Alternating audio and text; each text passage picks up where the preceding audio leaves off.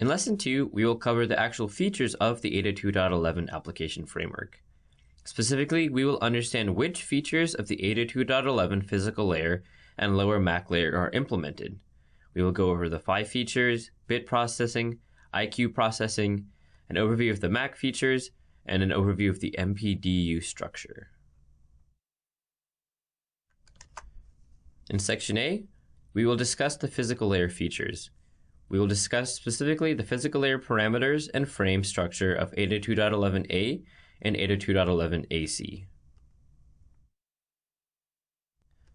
This table provides a comparison between what is defined in the IEEE 802.11 standard and what is supported by the 802.11 application framework out of the box. In terms of 802.11 amendments, they are specified by the IEEE A, B, G, N, AC, etc. In the application framework, we implement physical layer and MAC layer functionality for A, and the physical layer for AC, but only partial parts of MAC layer 1. In terms of bandwidth, the standard specifies 20 MHz for 802.11g, up to 40 MHz for 802.11n, and up to 80 MHz for 802.11ac. In the application framework, we support 20 MHz for 802.11a and AC, and 40 MHz for 802.11ac.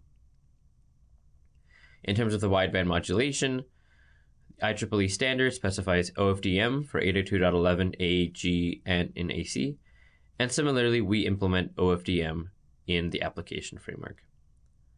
In terms of subband modulation, the standard specifies BPSK, QPSK, 16 QAM, and 64 QAM for 802.11a, G, and N, and up to 256 QAM for 802.11ac. In the framework, we support BPSK, QPSK, 16 QAM, and 64 QAM for all A and AC, and up to 256 QAM for 802.11ac only. In terms of spatial streams for MIMO, the standard specifies 1 for 802.11a and G, up to 4 for 802.11n, and up to 8 for 802.11ac. Out of the box, in the application framework, we support just one spatial stream, though the code can be modified to support MIMO.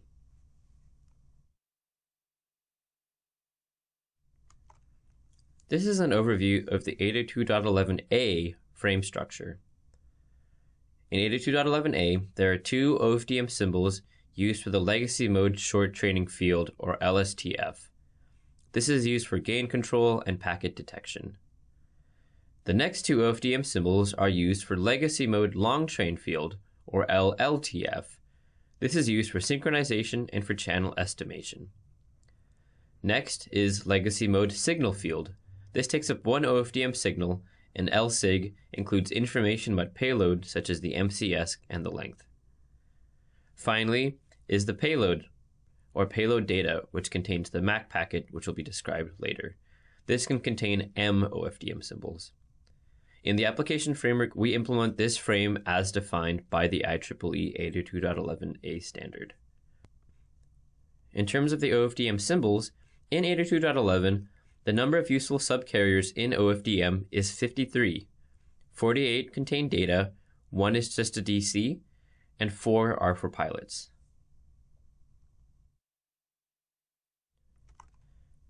This is the frame structure for 802.11ac. 802.11ac starts off just like 802.11a does. There's going to be an LSTF used for packet detection in AGC, the receiver, an LLTF, a static field used for time and frequency synchronization as well as channel estimation, and the LSIG, a dynamic field that contains information about the applied modulation encoding scheme and the frame length. New for AC are the very high throughput or VHT extensions. The first is VHT signal field A, or VHT SIG-A. This is a dynamic field that contains information about the applied channel bandwidth, MCS, and if configured on MIMO, multi-user settings. And this lasts 2 OFDM symbols. Next is VHT short training field, or VHT STF. This is a static field that is used for improving AGC estimation when performing MIMO transmission and consumes one OFDM symbol. The next is VHT long training field, or VHT LTF, which is a static field to be used for MIMO channel estimation purposes. Next is VHT signal field B, or VHT SIG-B, a dynamic field containing information of the frame length and the MCS for single user or multi-user modes, and this is also one OFDM symbol. Finally then is legacy or VHT data, also known as L data or VHT data, and this is a dynamic field which is uniquely defined by the MAC message. The number of OFDM symbols, or N sub sim, used for the data depends on the chosen MCS and payload length. In the application framework, this frame structure is implemented as specified in the 802.11 standard. In 802.11, the number of useful subcarriers in OFDM varies with respect to the bandwidth.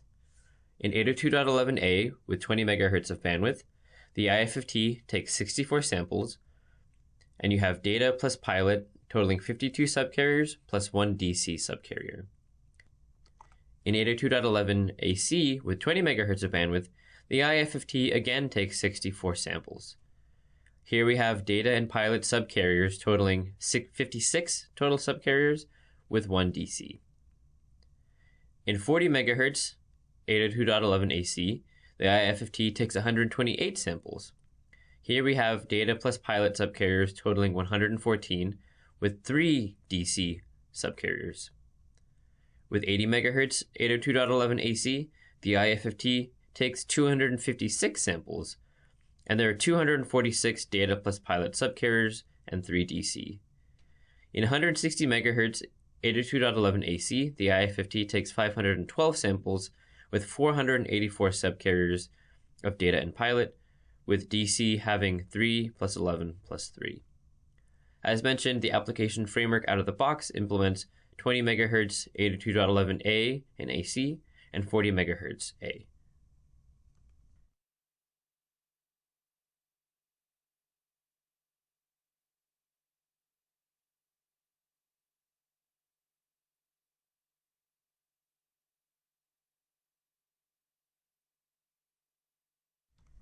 In Section B, we will learn how the signal and data fields are assembled and encoded.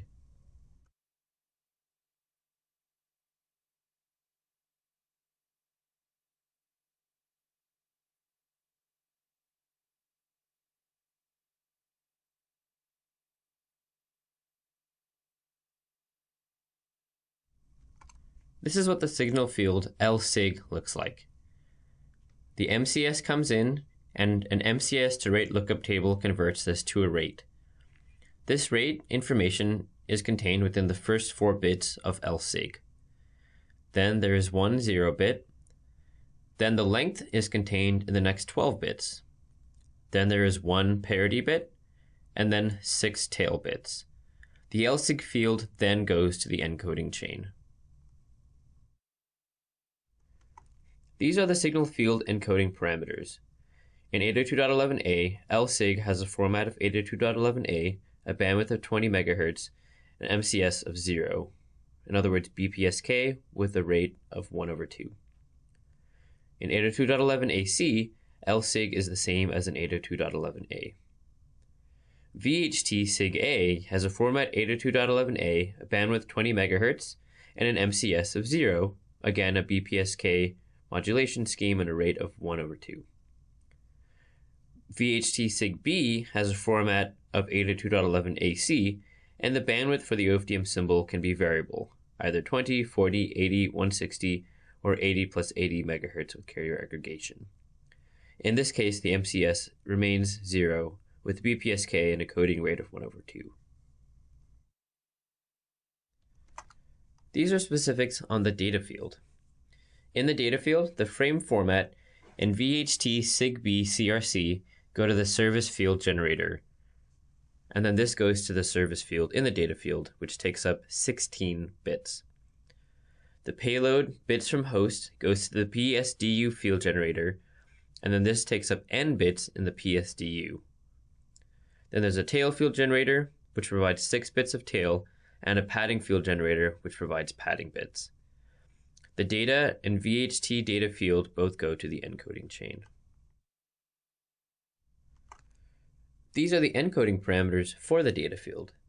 For 802.11a, the data has a format of 802.11a, a bandwidth of 20 MHz in OFDM, and an MCS that is variable from 0 to 7. In 802.11ac, VHT data has a format of 802.11ac, a variable bandwidth, as mentioned 802.11ac supports 20, 40, 80, and 160, and an MCS variable from 0 to 9.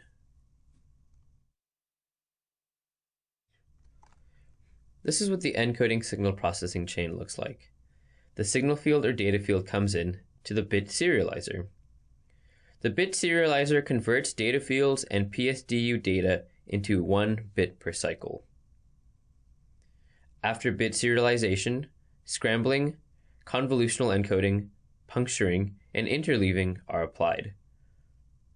The scramble and interleaver, as we will see later, must be reset before the first bit of data field is processed. The interleaver applies the BCC interleaver operations. Then the bits go to IQ processing. In section C, we will move on to IQ processing. We will learn how the different fields are modulated and attached to form the complete physical layer frame. This is the modulation signal processing chain. The bits come from the bit processing block as described previously. They go through QAM modulation, and then, for 802.11ac frame format only, channel duplication and channel rotation. Then there is an IFFT prescaling, and finally the actual IFFT plus cyclic prefix insertion. There's then training field addition, and then the time domain signal goes to the RF loop.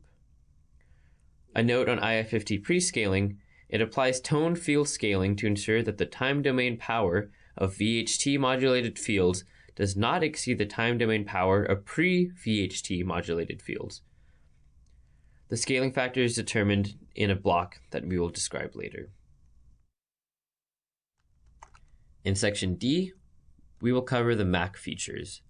Specifically, we will go over supported MAC features, look at MAC features on the transmitter and the receiver, discuss the split functionally between the MAC and the PHY that we implement, look at the physical layer transmit master state machine and the physical layer RX master state machine.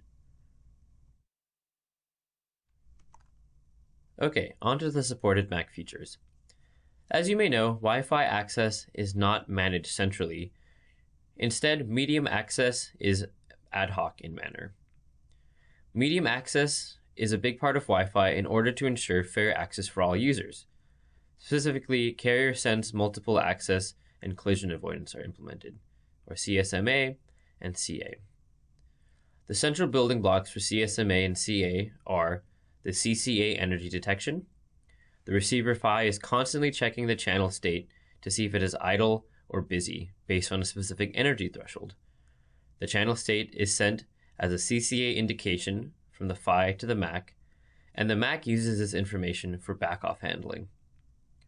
In terms of back-off handling specifically, the station waits for some back-off time after diffs before it starts transmitting. Important to note is that according to the standard, the back-off time is random, whereas in the implementation in the application framework, the back-off time is a value set from the host and is configurable at runtime. If you so desire, you could modify this implementation so that the back-off time is random, but this is the default setting out of the box. These are the supported MAC features in the 802.11 application framework. For medium access, there is CSMA and CA. The back-off is configurable. CCA energy detection threshold is configurable. And SIFS timing meets the standard compliant value of 16 microseconds. The frame sequence has data ACK, though the architecture is ready for RTS, CTS, data ACK, and retransmissions. Specifically, these are the MAC functions on the transmitter and the receiver. On the transmitter, the MAC turns MAC Service Data Unit, MSDU, into MAC Protocol Data Unit, or MPDU. There's MAC header addition, in other words, the address information and sequence number, and frame check sequence or FCS generation. There's ACK MPDU generation and backoff handling.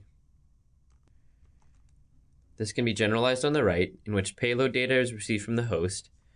Then there's the MSDU, which then creates the MPDU, and then the frame is sent to the physical layer, either LData or VHT data field. On the receiver, there's an FCS or CRC check, the address check and triggering of ACK MPDU transmission, MSDU extraction, and CCA energy detection. This can be generalized if you look on the right, in which you have frame data come from the physical layer, which is either LData or VHT data. You then go to the MPDU, which then becomes the MSDU, and then payload data is sent to the host. Now let's look at the MAC and PHY separation, specifically the functional split. The previously described MAC functionality is implemented on the FPGA and tightly integrated with the PHY to fulfill the requirements for interframe spacing, such as SIFs, diffs, and ifs, as well as slot timing management to allow frame exchange sequences such as data ACK and basic DCF for carrier-sense multiple access with collision avoidance. Therefore, this functionality is referred to as the lower MAC. This lower MAC could also be referred to as hardware MAC, or latency-critical lower layer MAC functions that need to be implemented on the FPGA to meet timing. As seen in the image here, in 802.11, there is this clear split between the MAC and PHY, and also between the transmitter and the receiver. Messages between the MAC and the PHY in the application framework are defined as described by the standard, yet simplified where reasonable. This is what the master state machine looks like in the physical layer on the transmit side. The state machine on the PHY has a flag TX start request received that monitors the MAC and waits for a request to actually start the transmission. When it receives this flag, it then communicates to the frame generation and transmission flag that it is time to do that. Once this block is done, it'll send a message TX end indication up to the MAC, and also send the proper output to TX and RX switch. It will also update TX start request received to say that it is done, so that TX start request received can now accept another TX start request. This is what the physical layer receive side master state machine looks like. Part 1 is energy detection. When the state machine is in a CCA ED idle state, it updates a register on the MAC by sending a CCA idle energy detected message up to the MAC. If the RSS is detected that is higher than the energy detection threshold, then the state machine will switch to the CCA energy detection busy state. It'll then send a message to the MAC saying CCA busy energy detected, and this will update a Boolean register on the MAC. If then an RSS less than or equal to the energy detection threshold is detected, then the state machine on the PHY will switch back to CCA ED idle and re-update the MAC. This is part 2 of the physical layer receive side master state machine. There is a sync armed flag waiting to detect a sync. When the state machine is in this state, it sends a message CCA idle preamble detected to the Boolean register on the MAC. When the preamble is detected, then it switches state to sync busy and sends a message CCA busy preamble detected to the MAC. The sync timing is then sent to the physical layer receive frame processing state machine, which then sends feedback back to rearm the sync once it is done. It'll then send an RX start indicator and the RX end indicator as needed up to the MAC.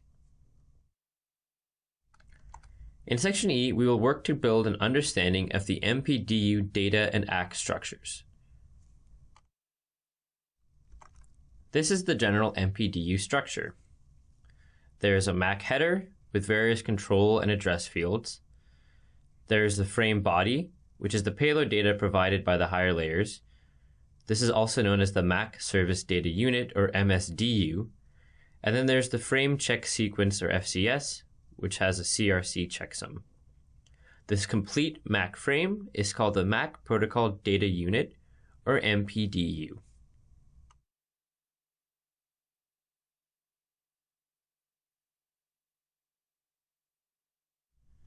The MAC header consists of the following elements. First is frame control, which takes up 2 bytes.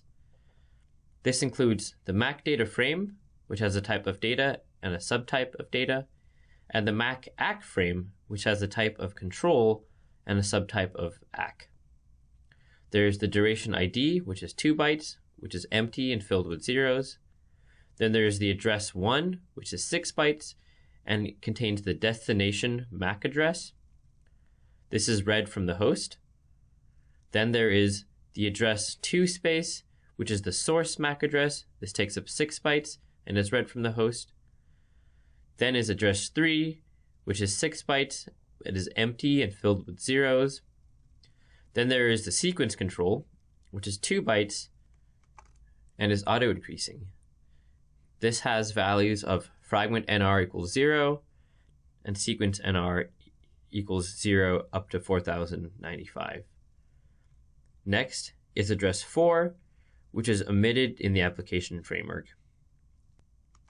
The MAC header can be extended to include the fields QoS control and HT control. These fields are not implemented in version 2.0 of the 802.11 application framework. This is what the MAC header fields look like for ACK packets. There are 2 bytes of frame control, which have the type control and subtype ACK. There are 2 bytes for duration ID, which are just zeros. Then there is address 1, which is 6 bytes, which is taken from the received packet and has a destination MAC address. And then there's the FCS, which is 4 bytes. Now let's go over exercise 2.1 on the MAC frame structure. The main objective of this exercise is to understand the required information for MAC header generation that should be sent from the host to the FPGA in the application framework. For your reference, this is how the data source for MAC fields are transmitted from the host to the FPGA in the application framework. In total, there are 19 bytes for a transmit after backoff request.